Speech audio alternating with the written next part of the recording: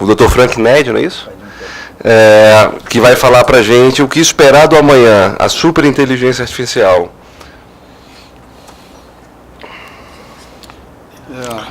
Boa tarde, Dr. Frank, desculpa, o senhor tem 20 minutos, tá? Perfeito. Bom, 20 minutos e 1 minuto, agora 21 minutos. Boa tarde a todos. Inicialmente, quero cumprimentar a todos através do presidente da mesa, né? E brevemente, antes de enfrentar o tema, só quero fazer um registro que nós estamos aqui, ou os senhores estão conversando sobre inteligência artificial, né? E eu venho aqui falar de superinteligência artificial. Então, eu vou me colocar numa posição de quem fala da academia, porque é para onde a pesquisa está indo. E eu falo isso porque a minha primeira formação em computação, e em 91 eu já estudava IA. Naquela época, a gente tinha preocupações o que é conhecimento. A gente não sabia o que era conhecimento, isso já foi resolvido. Hoje já se entende a ciência e a evolução não só dentro da ciência matemática, mas do entendimento da neurociência e da filosofia, já há uma separação do pensar e do conhecer. Já se sabe que hoje são campos diferentes. E eu vou falar um pouco sobre isso. Então, minha primeira formação foi em computação, minha segunda formação em direito, o meu mestrado é em inteligência artificial e o meu doutoramento também é nesse campo de IA.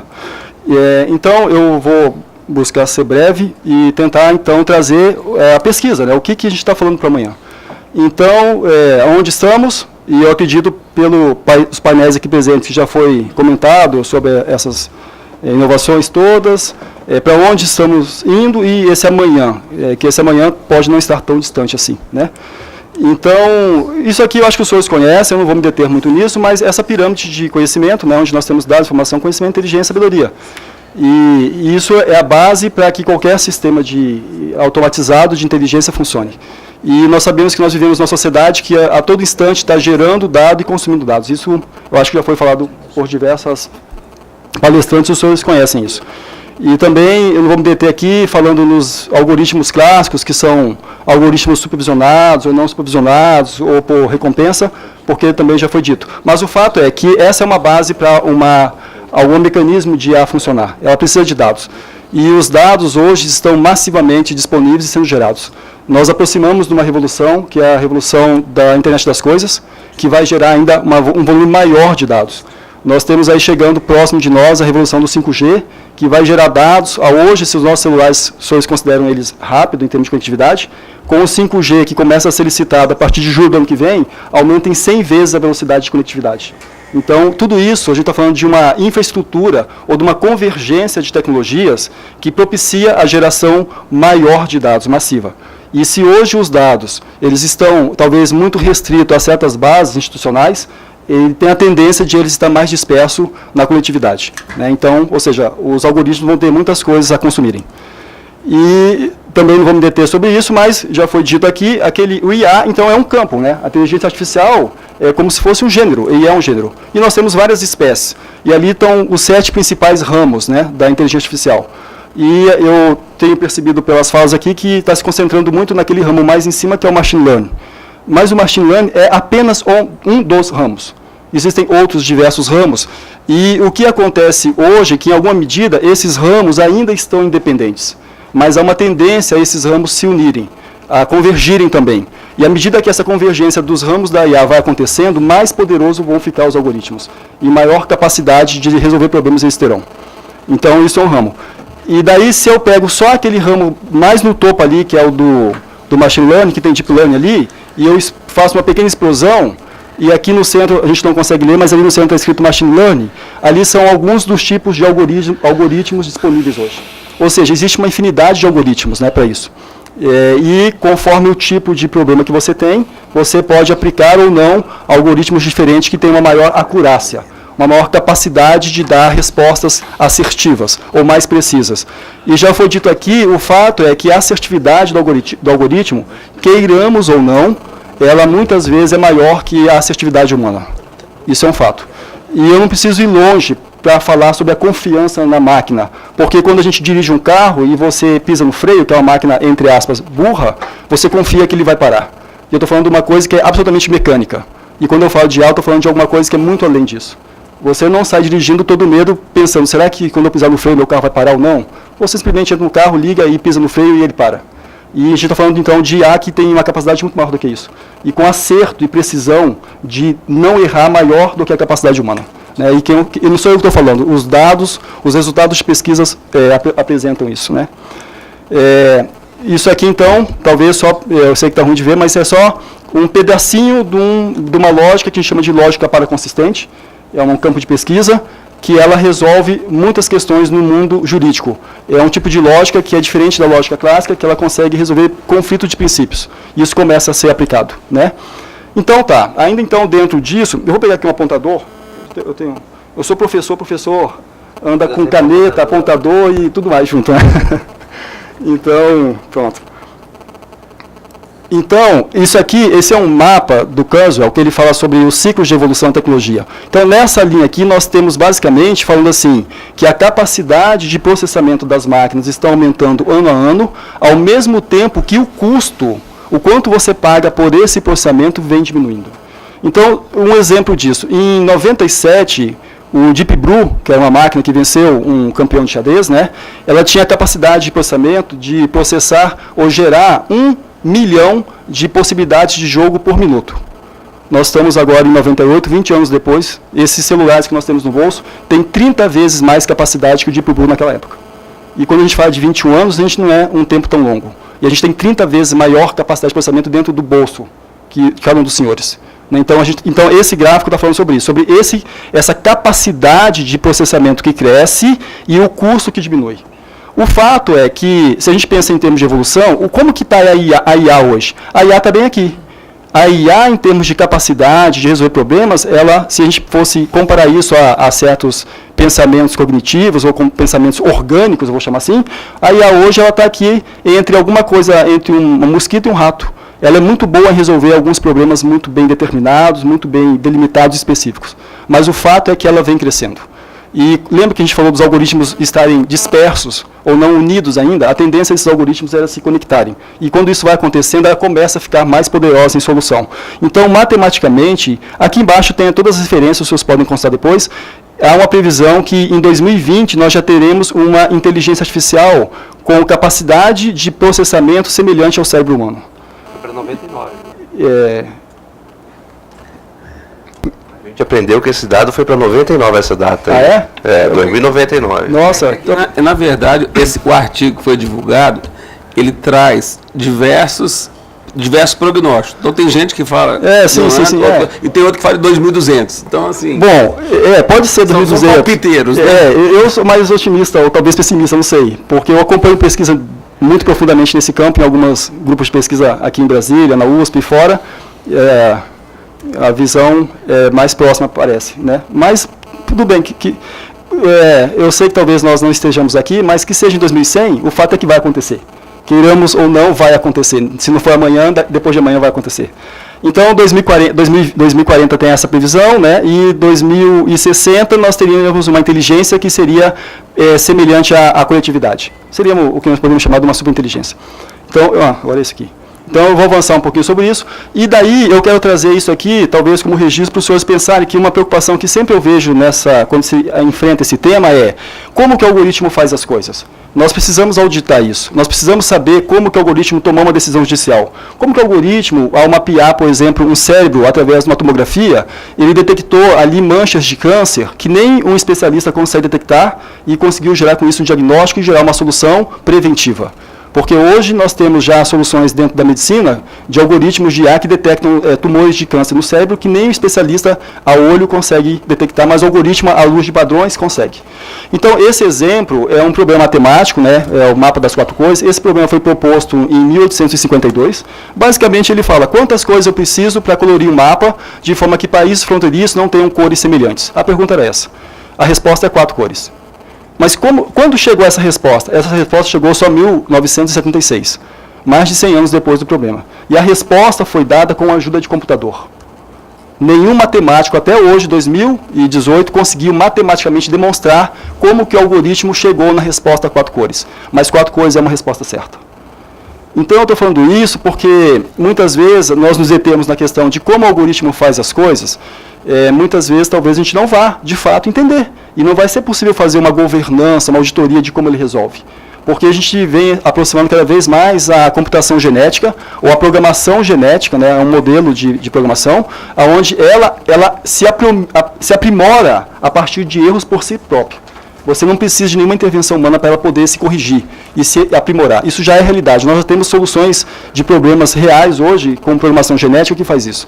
Você simplesmente apresenta um problema e não tem um programador que programe qualquer linha de código ou treine a máquina. Você não precisa nem treinar. Ela, por erro e aprendizado em ciclos, né, você faz a contagem de ciclos, ela aprende. Os senhores vão achar no YouTube vários vídeos sobre isso, basta colocar no YouTube programação genética, e tem vários exemplos que daí tem um contador assim, que fala assim, os ciclos de evoluções. Em quantos ciclos de evoluções ela conseguiu aprender e gerar uma solução adequada ou com uma acurácia elevada.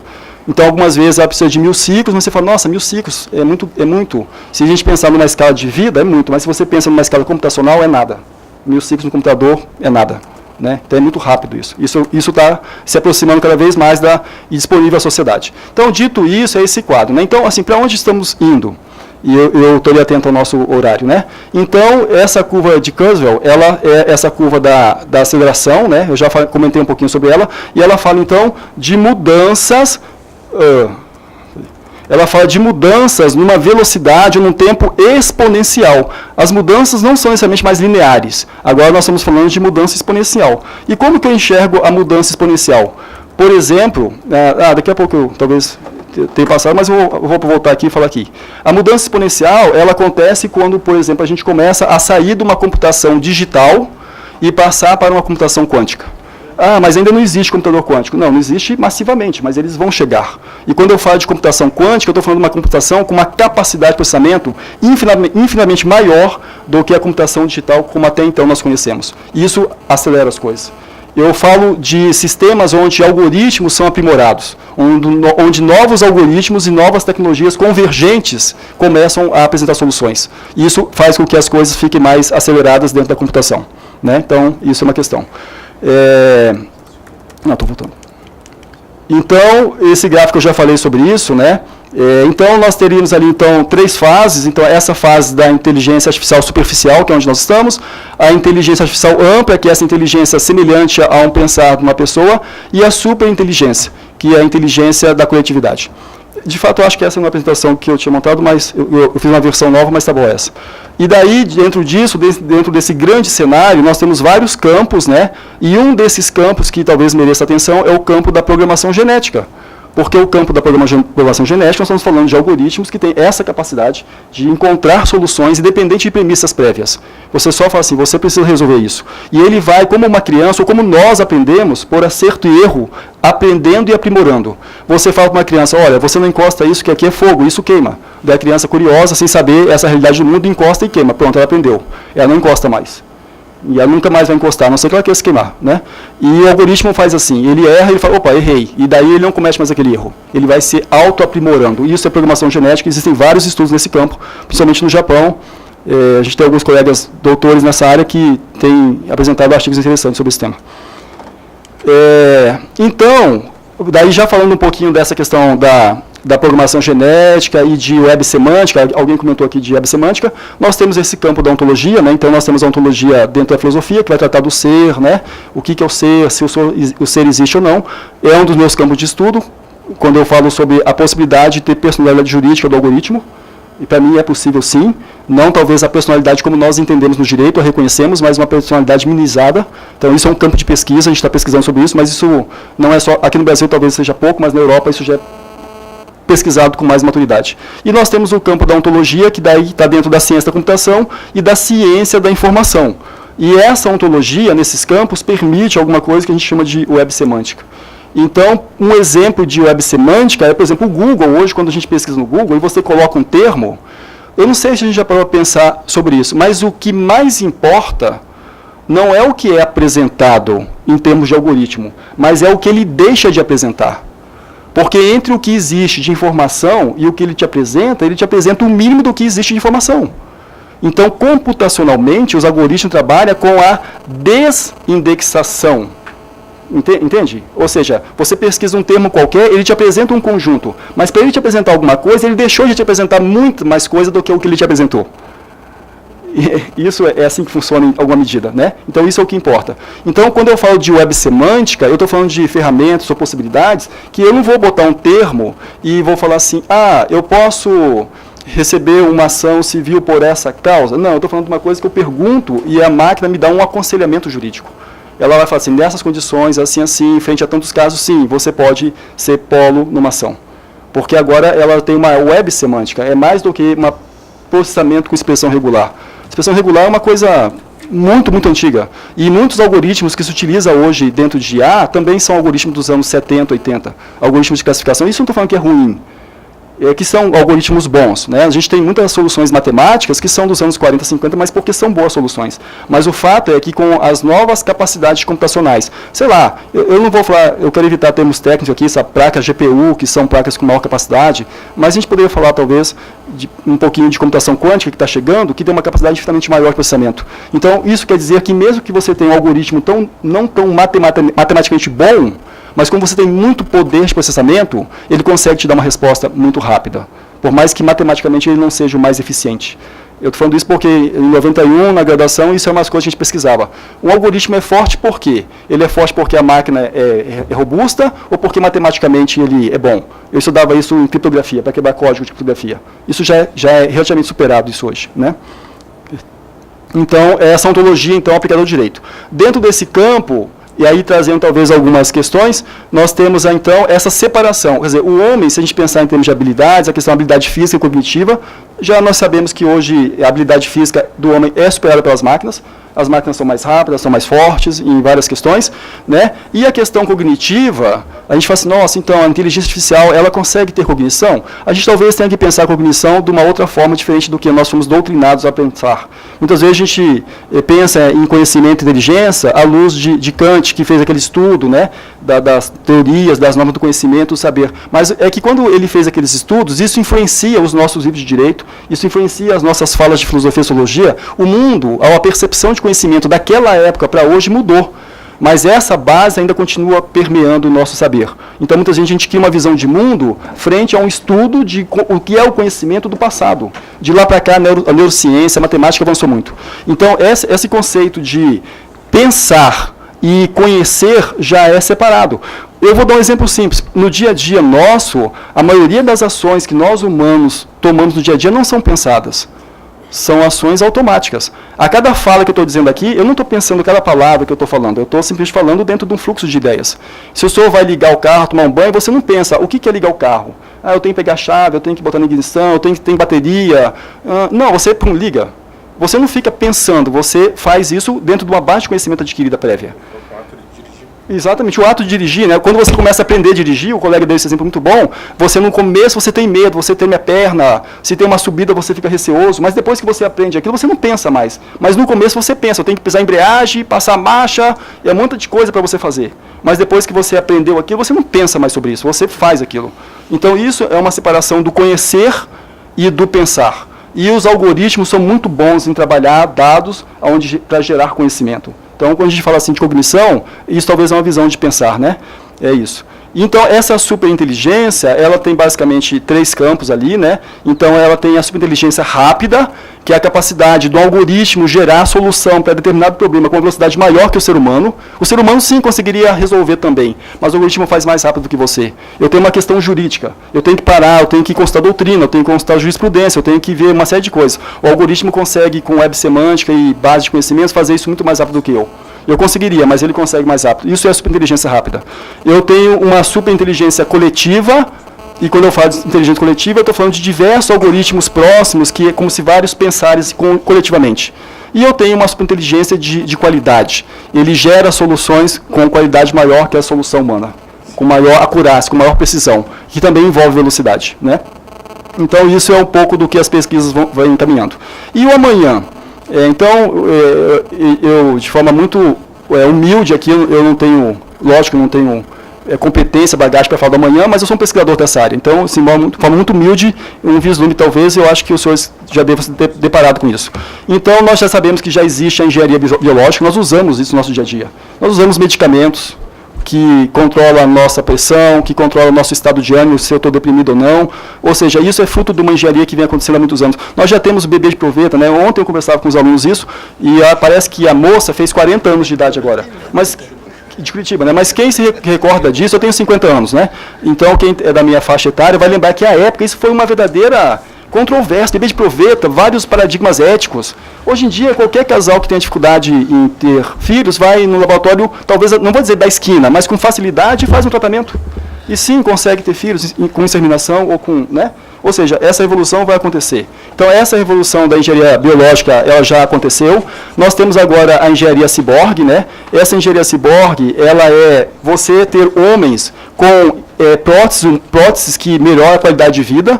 Então, esse rapaz aqui tem os links, vocês vão ver alguns vídeos. Esse senhor aqui é um eletricista, foi fazer manutenção num algum local, queimou os 2 braços. Então, ele colocou uma prótese ali que deu uma qualidade. Esse senhor aqui é um militar que foi desarmar uma bomba, explodiu, perdeu os 2 braços. Os vídeos são interessantes, porque no vídeo mostra ele pegando aqui, por exemplo, um ovo com a prótese sem quebrar. Mas o mais interessante é que esse pegar não é uma ação mecânica. Ele não fez nenhuma cirurgia. Ele simplesmente colocou uma prótese com vários sensores que pega o sentimento do movimento muscular dele. Porque aquela ponta de músculo, quando o cérebro pensa em movimentar, gera um impulso.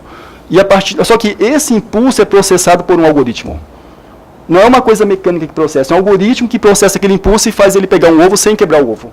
Porque ele conseguiu, percebe o que a gente está falando? De algoritmos com uma capacidade de sensibilidade extrema. Isso já existe hoje. Então, esses 2 mundos, quando eles se unem, e acabou meu tempo, eu prometo que eu estou acabando. Eles geram o que nós chamamos, então, hoje, os senhores conhecem, da transhumanidade. Esse transhumanismo tem um símbolo para isso, seria esse homem aprimorado, esse homem melhorado. Né? Isso gera questões éticas, geram vários embates. Né? Agora nós temos um terceiro fator entrando aqui, que é essa engenharia que eu vou chamar de engenharia ou de vida inorgânica, que são os algoritmos. Né? Então, algoritmos que têm capacidade, por exemplo, dentro da programação genética, de incorporar também dentro desse homem, e aqui um exemplo de um caso concreto, esse senhor é falecido já, mas ele tem essa síndrome do escafandrista, que a pessoa fica presa dentro do próprio corpo. E ela vai perdendo gradualmente os movimentos, ela até perde movimento de visão, tem que ficar alguém colocando colírio, até que, de fato, há uma falência generalizada, ela morre por não ter mais reação motora. Né? Mas esse exemplo foi colocado essa touca. Essa touca, então, nesse paciente, vocês vão achar vários casos desses, ele conseguia se expressar, ele conseguia pensar e as pessoas perceberam o que ele estava pensando. Mas como isso é feito? Com algoritmos. Algoritmos que pegavam aqueles impulsos de sensibilização eletromotoras no cérebro, dentro da neurociência, e gerava impulso. Então, isso são fatos que já estão presentes. Não é assim, isso vai ser daqui a 5... Não, isso já está sendo aplicado. Não está sendo aplicado massivamente. Mas daqui a pouco, quando a gente fala de convergência tecnológica, de barateamento da tecnologia, isso vai. Se a gente pensar, o que é barateamento da tecnologia? Alguns anos atrás, comprar um celular talvez era uma coisa cara para a maioria da população brasileira. Hoje em dia, qualquer cidadão brasileiro tem um celular. E até mesmo um celular de boa capacidade de processamento. Ou seja, tecnologia barata com alto processamento. É isso que está acontecendo, né? E, por fim, então, algumas questões, essa união, então, da engenharia biológica com a engenharia ciborgue, mais a engenharia não ou inorgânica, gera a pós-humanidade. O pós-humanismo, o direito na Europa já começa a discutir essa questão, e algumas questões, na semana passada eu participei de um seminário na USP, que veio alguns pesquisadores dos Estados Unidos, questões como, será que a humanidade vai querer permitir que essa pós-humanidade aconteça? Não sei, mas quando a gente fala de regulamentação ou de limitar, a gente tem que ter muito cuidado com isso, porque uma regulamentação pode, de alguma forma, impactar a inovação científica, ou limitar as investigações, porque eu não posso. Os senhores devem estar acompanhando agora um médico chinês que falou que clorou uma criança, alguma coisa assim, fez uma mudança genética. Né? Isso está na pauta agora. Nossa, ele foi lá e fez uma mudança genética. Será que ele fez? Não sei, a gente tem que ver os dados ainda. Mas o fato é que não é uma regulamentação que impede que essas coisas aconteçam. E se isso acontecer e falar assim, nossa, isso faz muito bem, talvez a gente remeta lá ao bebê de proveta. Fala, nossa, mas isso é muito bom para a sociedade, e a sociedade quer isso. As pessoas, isso vai se aproximando e entrando em nossas vidas. E a gente vai adaptando a isso, né? Então, como referência, existe esse instituto, o Future of Life, eu não vou me deter nele, é uma referência, mas aqui não dá para enxergar, mas ali, por exemplo, tem investimentos de pesquisa de 1,5 milhões de dólares só pesquisando ética num dos campos da IA. Então, isso é uma preocupação, a ética. Esses contornos, eles se aplicam ao direito, se aplica ao uso, né? Mas eu só quero sinalizar que sim, existe muito dinheiro e muita investigação na aplicação ética. Mas existindo ou não, isso vai acontecer. Eu acho difícil parar esse movimento, né? E então, por fim, eu deixo alguns questionamentos, né? Talvez algumas brincadeiras, a gente fala de IA, será que a IA algum dia vai reivindicar a questão de gênero? Ela vai falar assim, eu sou a IA ou sou o IA? Né? Né? Será que ela vai ter ego? Então são algumas questões que é gostoso discutir no campo da filosofia, mas que em alguma medida aparecem. Então eu queria contribuir com essa fala de que existe um amanhã, e esse amanhã ele mostra assim, um amanhã de muito processamento, de muita capacidade computacional e de soluções cada vez mais potentes. É inevitável. Obrigado. Dr. Frank, muito obrigado aí por suas palavras. Bem, amigos, chegamos aqui ao final do nosso turno da manhã. Temos agora um intervalo para o almoço até 14 horas. 14 horas daremos início à nossa primeira palestra do turno da tarde, princípios, regramentos atuais, Código de Ética da OAB, Estatuto da Advocacia. Temos, a gente, nesses papéis que a gente colocou aí para vocês, tem algumas sugestões de locais próximos. O almoço é livre, naturalmente. Só peço que a gente possa começar efetivamente às 14 horas, dado o número de pessoas que vão falar também. 5 pessoas vão falar no turno da tarde. Muito obrigado aos palestrantes agora da manhã. Foi um período muito agradável e denso de informação. Obrigado a todos. Bom, já nós voltamos a nos ver. Um abraço. Você conseguiu manter diante de casa. As palestrantes foram muito profissionais. Foram muito profissionais. Assim, volto para casa hoje à noite, porque não Não, mas